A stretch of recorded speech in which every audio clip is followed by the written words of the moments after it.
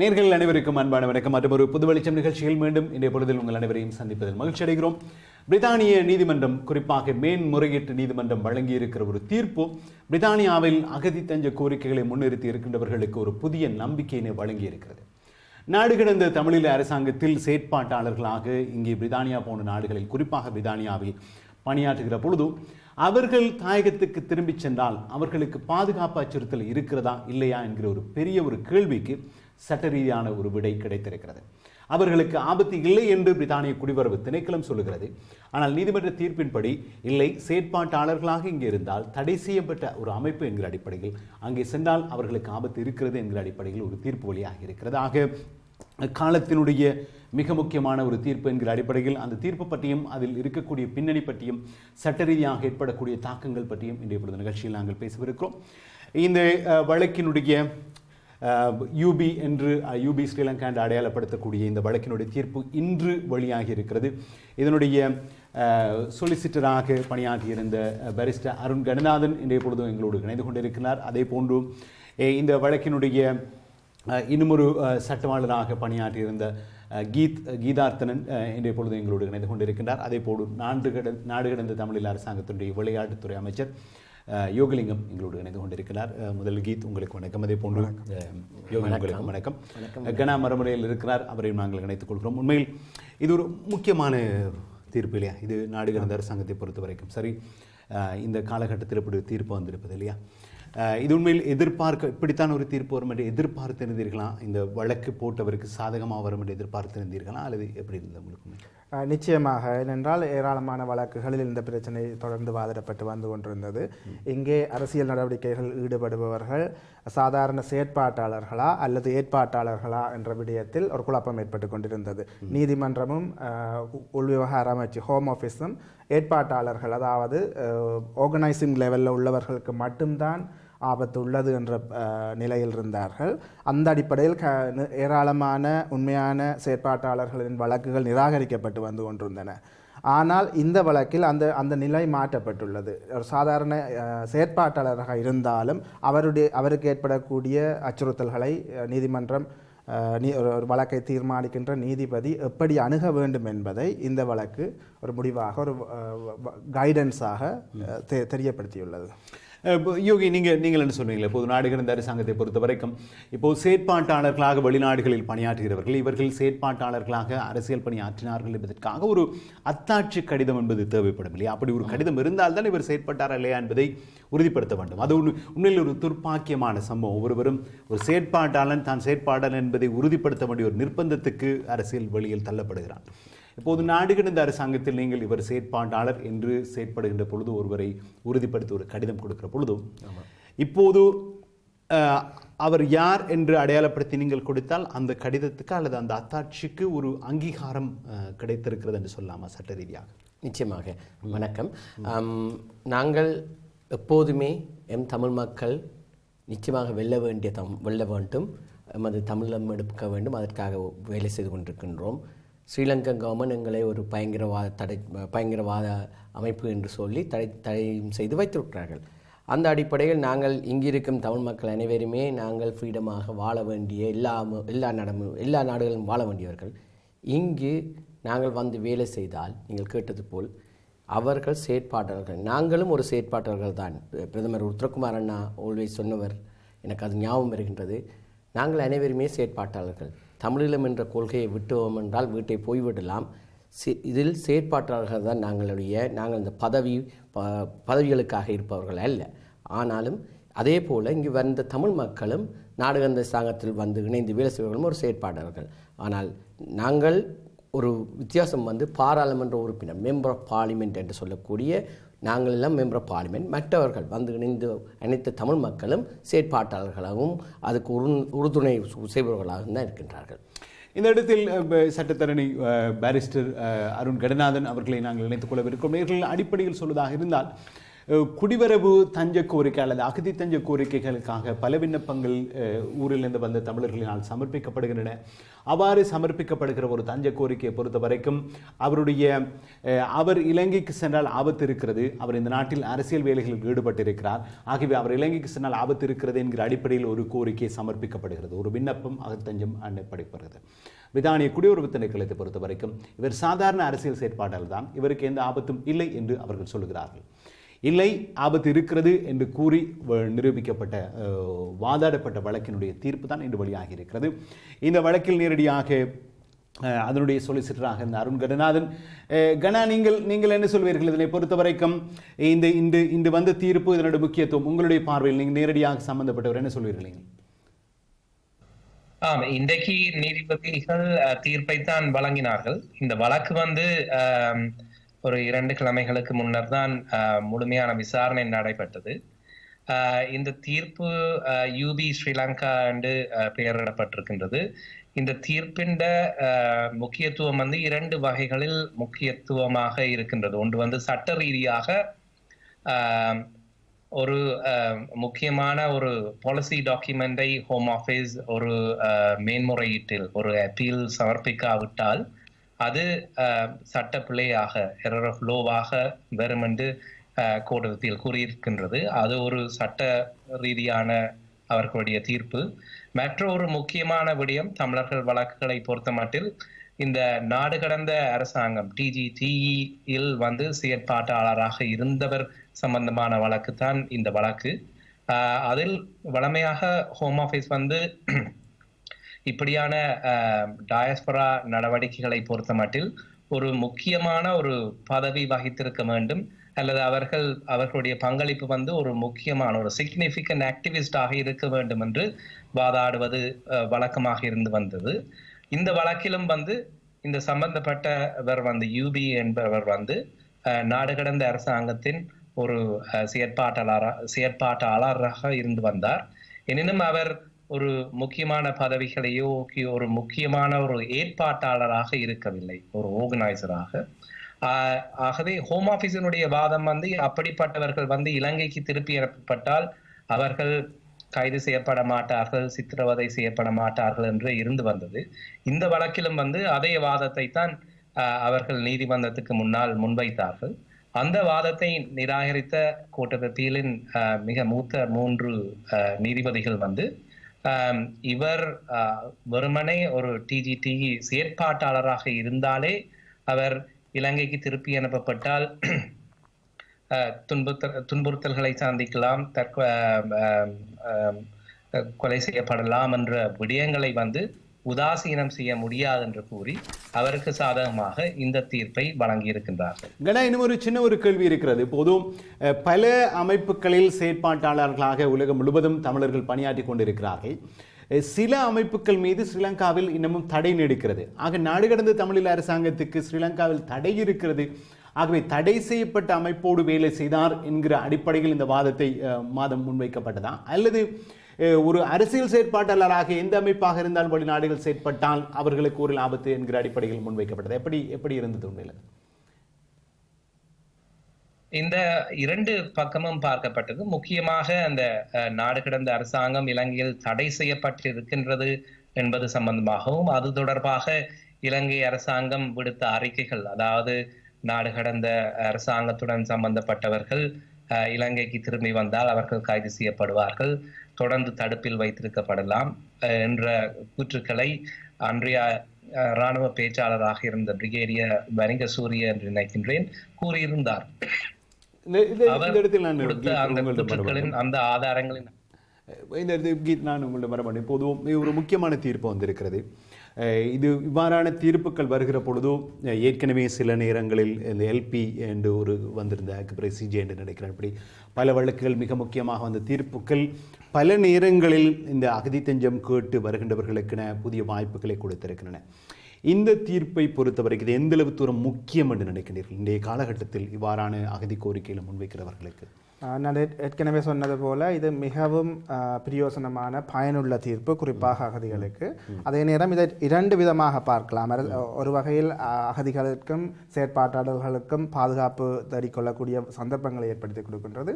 அதே நேரம் நாடு கடந்த அரசாங்கத்தின் செயற்பாடுகளுக்கு அதியுச்ச நீதிமன்றத்தின் இந்த ஒரு நாட்டினுடைய அதியுச்ச இடத்தில் உள்ள ஒரு நீதிமன்றம் அங்கீகாரம் வழங்கி இருக்கிறதையும் நாங்கள் ஒரு மறைமுகமாக அங்கீகாரம் வழங்கப்பட்டிருக்கிறதாகவும் ஏற்றுக்கொள்ளலாம். அதாவது ஏராளமான வழக்குகள், நான் ஏற்கனவே சொன்னது போல, ஏற்கனவே இதுவரை நடைமுறையில் இருந்த ஜிஜே என்று சொல்லப்படுகின்ற கண்ட்ரி கைடன்ஸ் கேஸ், அதாவது இலங்கை அகதிகள் தஞ்சம் தொடர்பான வழிமுறைகளை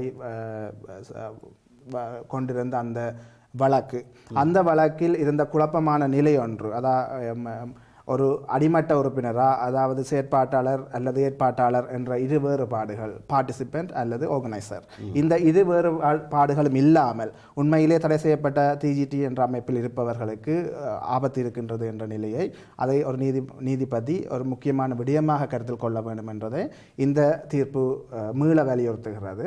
இதன் காரணமாக ஏற்கனவே வழக்கு நிராகரிக்கப்பட்டு மறைந்திருக்கின்றவர்களோ அல்லது வழக்கை முறையீடு செய்ய முயற்சி செய்து கொண்டிருக்கிறவர்களுக்கோ இது ஒரு சந்தர்ப்பத்தை வழங்கப் போகின்றது. அவர்கள் ஏற்கனவே நாடு கடந்த அரசாங்கத்தின் செயற்பாட்டாளர்களாக இருந்தால் அந்த அடிப்படையில் ஃப்ரெஷ் கிளைம், அதாவது மீள ஆய்வு செய்யப்படும்படியான விண்ணப்பங்களை அவர்கள் மேற்கொள்ளலாம். இந்த தீர்ப்பின் அடிப்படையில் அவர்களது அரசியல் தஞ்ச விண்ணப்பங்கள் மீளாய்வுக்கு எடுத்துக்கொள்ளப்படும்.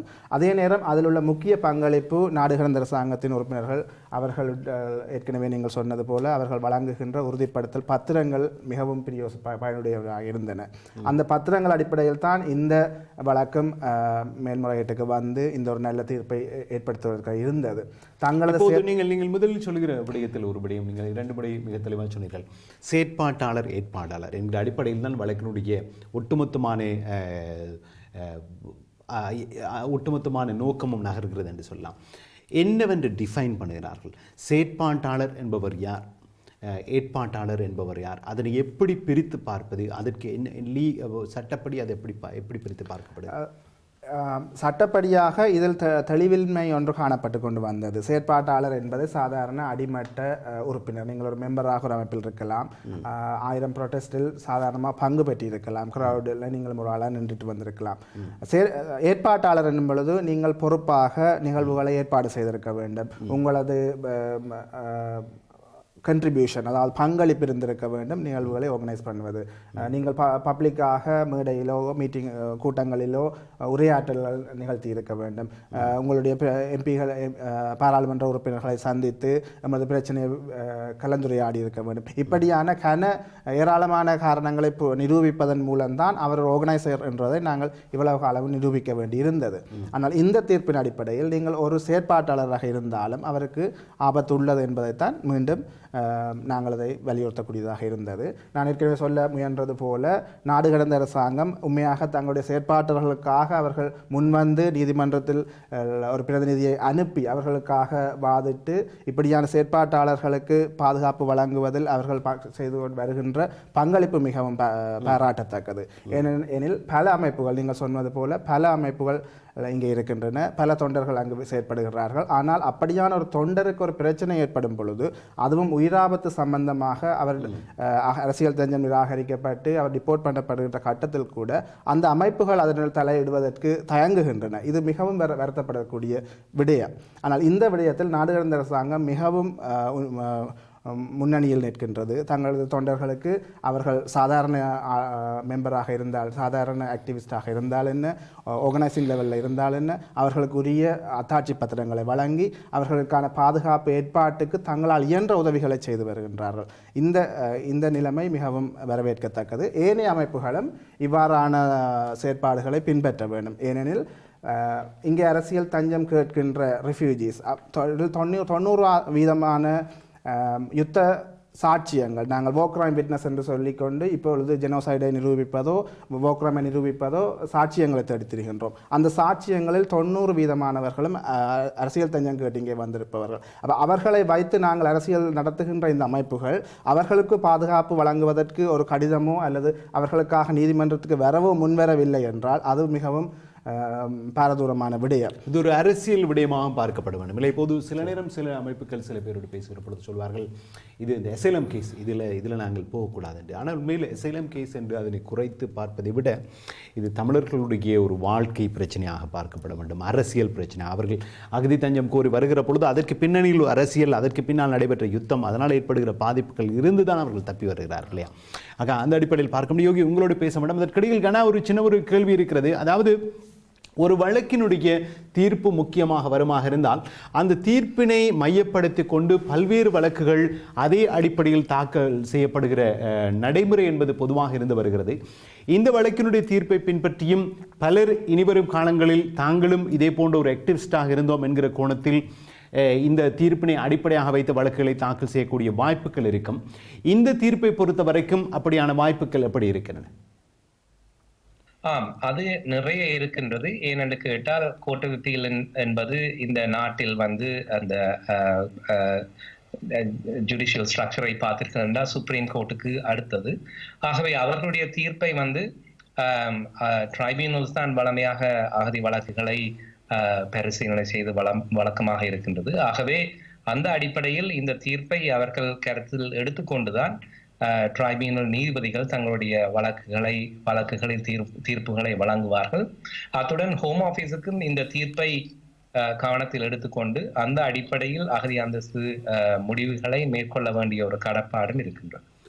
கீத், இதை பற்றி முதல்ல பேசினீங்களே, இப்போ கணா சொன்னதை பற்றி என்ன நினைக்கிறீங்க? நிச்சயமாக அவர் நான் தெரிவித்தது, அவர் சொன்னது 100% உடன்படுகின்றேன். ட்ரைபியூனல் என்று சொல்லப்படுகின்ற கீழ்மட்ட நீதிமன்றங்கள் கோர்ட் ஆஃப் அப்பீலினுடைய ஒரு முடிவை, அதுவும் குறிப்பாக இது ஒரு பப்ளிஷ் டிசிஷன், அதாவது இது ஒரு கைடன்ஸாக பப்ளிஷ் பண்ணப்படும். அப்போ இதை பின்பற்ற வேண்டிய கடப்பாடு ஏற்படுகின்றது கீழ்த்தரப்பில் உள்ள நீதிமன்றங்களுக்கு. ஆகவே ஹோம் ஆஃபீஸும் இதற்கு கட்டுப்படுபவர்களாகிறார்கள். இதை பின்பற்றியே எதிர்வரும் காலங்களில் முடிவுகளை எடுக்க வேண்டும். ஏற்கனவே இதற்கு எதிர்மாறாக அல்லது இந்த நீதிமன்றம் பரிந்துரை செய்யப்பட்ட விடயத்தை ஏற்கனவே கவனிக்க தவறியிருந்தால் அப்படியான வழக்குகள் மீளாய்வுக்கு உட்படுத்தப்பட வேண்டும். ஏற்கனவே நிராகரிக்கப்பட்ட நிலையில் உள்ளவர்கள் தாங்களோட ஆக்டிவிஸ்ட், நாடு கடந்த அரசாங்கத்தினுடைய செயற்பாட்டாளர் அல்லது ஏற்பாட்டாளராக இருந்தால் அந்த ஒரு அடிப்படையில் மட்டும் வைத்துக்கொண்டு ஃப்ரெஷ் அப்ளிகேஷன் மேற்கொள்ளலாம். தங்களுடைய சட்டத்திறனிகளை தொடர்பு கொண்டு தாங்கள் செயற்பாட்டாளராக இருக்கின்றோம் என்ற அத்தாட்சி பத்திரத்தோடனையோ அல்லது அவர்கள் செயற்பாடுகள் எடுத்து போது எடுக்கப்பட்ட ஃபோட்டோ ஆதாரங்களுடனேயோ ஒரு புதிய ஃப்ரெஷ் அப்ளிகேஷனை மேற்கொள்வதன் மூலம் அவர்களது வழக்குகளை மீளாய்வுக்கு கொண்டு வர முடியும். நீங்கள் சொல்லுங்கள் யோகி. இப்போது பொதுவாக பல பேர் சொல்கிறார்கள், இப்போது டிஜிடி செய்கிற வேலை திட்டங்களில் கூடுகிற இளைஞர்கள் பல பேர் தாயகத்திலிருந்து வந்தவர்கள். அவர்கள் அந்த இப்போது டிஜிடியோடு இணைந்து வேலை செய்கிற பொழுதும் டிஜிடியோடு இணைந்து வேலை செய்தால் அது தங்களுக்கு இவ்வாறான தஞ்ச கோரிக்கைகளுக்கும் உதவியாக இருக்கும் என்கிற அடிப்படையில் தான் வேலை செய்கிறார்கள் என்கிற பார்வை இருக்கிறது. நீங்கள் அதே போன்று அந்த செயற்பாட்டாளர்கள் கடிதம் கொடுத்து அவர்கள் வேலை செய்கிறார்கள் என்பதை உறுதிப்படுத்துகிறீர்கள். நாடு கடந்த அரசாங்கத்தின் நிலைப்பாடு என இந்த விடயத்தில் அகதி கோரிக்கை என்று வருகிற பொழுது என்ன நிலைப்பாடு, என்ன அடிப்படையில் நீங்கள் அத்தாட்சி கொடுக்கிறீர்கள்? உங்களுக்கும் குடிவரவு திணைக்களம் உங்களை இது பற்றி கேள்விகள் கேட்டிருக்கிறதா? அது பற்றி சொல்லுங்கள். என்ன உங்களுடைய நிலைப்பாடு? முக்கியமாக நாங்கள் அங்கு காரியாலயத்துக்கு வருவதற்கு நான் நேரவாய் சொல்லியிருக்கின்றேன், தேசியம் வேணும் என்ற அடிப்படையில் தான் இங்கு வர வேண்டும். தமிழீழம் வேண்டும், அதற்கு நான் வேலை செய்ய வேண்டும். மாற்று கருத்துக்கிடம் இருப்பவர்கள் உடம்பி விட்டு போகலாம் என்றே நான் நிறைய சொல்லிவிடுறேன் ஒவ்வொரு செயற்பாட்டாளருக்கும் எமது ஆஃபீஸில் வைத்து. ஆகவே அதுதான் முக்கியம். நான் முதலே சொன்னபோல் பிரதமரே சொல்லியிருக்கிறார், இதற்கு 3 to 6 மாதமாவது வேலை செய்ய வேண்டும். என்னை பொறுத்தவரையில் 6 மாதம் இல்லை, 6 வருஷமே தொடர்ச்சியாக வேலை செய்ய வேண்டும். முன்னாள் போராளி என்று சொல்லாமல் தொடர்ச்சி போராளி, எப்பயுமே போராளி என்று தான் எனது கருத்து.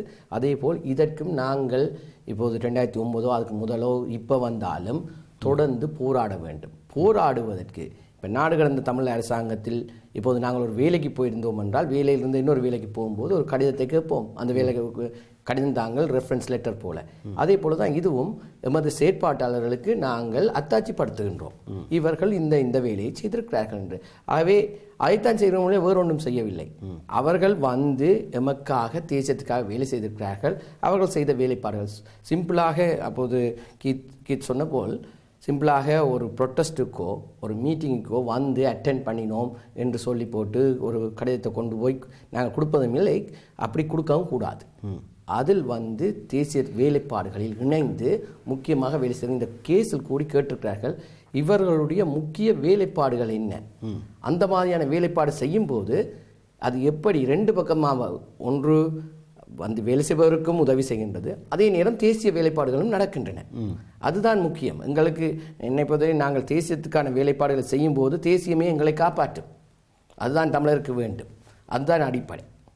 ஆகவே அதற்கு நிச்சயமாக இப்போது இமிக்ரேஷன் ஆஃபீஸ் கேட்டாலும் அவர்கள் வந்து வேலை செய்கிறார்கள். வேணுமென்றால் நாங்கள் ஓப்பனாகத்தான் ஆஃபீஸ் இருக்கின்றது, அங்கே யாரும் பெறலாம், வந்து பார்க்கலாம்.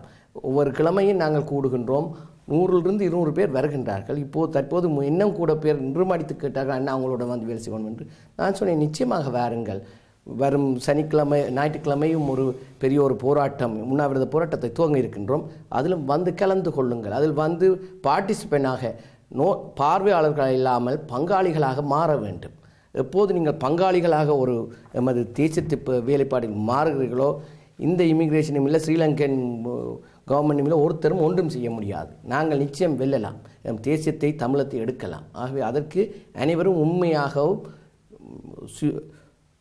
கிளியர் ஹார்ட்டோடையும் வந்து வேலை செய்யும் போது எமக்கு தேசியம் நம்மை காப்பாற்றும். அதுதான் முக்கியம். இந்த இடத்தில் யோகி நாடு கடந்த தமிழ் அரசாங்கத்தினுடைய விளையாட்டுத்துறை அமைச்சர் அவரோடு பேசியிருக்கிறோம். பொது குமார் எங்களோடு நாடு கடந்த அரசாங்கத்தினோடு உறுப்பினர், அவரையும் நாங்கள் நிகழ்ச்சியில் இணைத்துக் கொள்ளவிருக்கிறோம். இடைவேளைக்கு பிறகு இங்கே பிரித்தானியாவில் கேப்பாப்பிளவு மக்களுக்கு ஆதரவாக ஒரு உண்ணாவிரத போராட்டம் இடம்பெறவிருக்கிறது. அதில் குமார் இன்னும் பல பேர் அந்த உண்ணாவிரதத்தில் இறங்கவிருக்கிறார்கள். அது பற்றியும் நாங்கள் பேச வேண்டும். அதற்கிடையில் சட்டத்தரணி அருண் கணநாதன் தொடர்பில் இருக்கின்றார். இங்கே கலையகத்தில் சட்டத்தரணி கீத் இணைந்து கொண்டிருக்கிறார். இவர்களோடு பேசலாம். கீத், நாங்கள் உண்மையில் இன்னும் சில முக்கியமான விஷயங்கள் பேச வேண்டும். அதே போன்று நீங்களும் இணைந்து கொண்டு இதில் கேள்விகள் கருத்துக்கள் இருந்தால் முன்வையுங்கள். சின்ன ஒரு விளம்பர இடைவெளிக்கு செல்லவிருக்கிறோம். அந்த இடைவெளி முடிய மீண்டும் பேசலாம். சில நிமிடங்கள் காத்திருங்கள், மீண்டும் சந்திப்போம்.